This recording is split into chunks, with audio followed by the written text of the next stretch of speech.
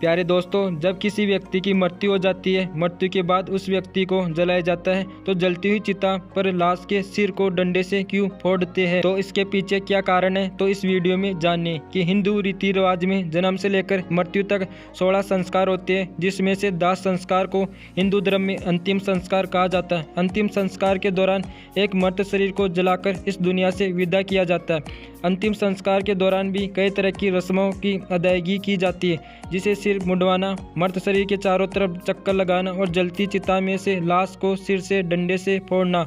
जी हाँ, हम में से कई लोग तो इस रस्म या विधि के बारे में तो जानते ही नहीं होंगे। इस रस्म के पीछे कई कारण हैं, जिसके बारे में हम आज जानेंगे कि क्यों हिंदू धर्म में जलती चिता में से खोपड़ी या सिर को डंडों से तोड़ा जाता है या फोड़ा जाता है।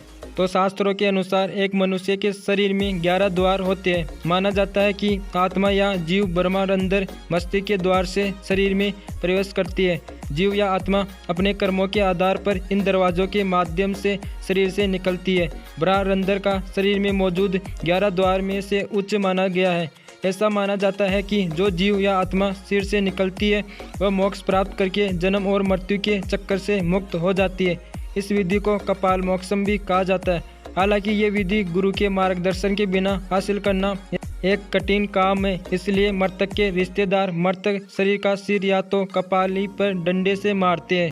और प्यारे दोस्तों, ये एक तरह का रस्म है। एक बार जब चिता जल जाती है तो तब कर्ता मुखाग्नि देने वाला बांस के डंडे से मृत व्यक्ति की खोपड़ी पर 3 बार मारता है, क्योंकि एक बार में वो आसानी से नहीं टूटती है, इसलिए 3 बार मारते हैं।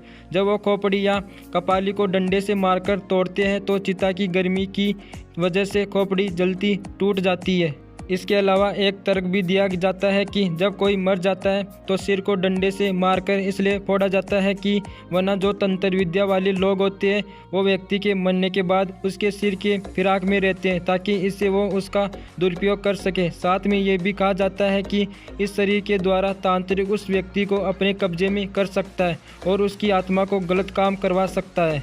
और शास्त्रों में लिखा है कि शरीर मरता, आत्मा कभी नहीं मरती। किसी व्यक्ति के मरने के बाद तुरंत किसी अन्य ग्रह में प्रवेश कर लेती है। कहते हैं कि जब कोई आत्मा शरीर को छोड़ती है तो वह पूरी तरह धरती को छोड़ नहीं पाती। कुछ दिन वह अपने प्रियजनों के पास रहती, जब तक कि स्वर्ग में अच्छी तरह में से बस न जाती है।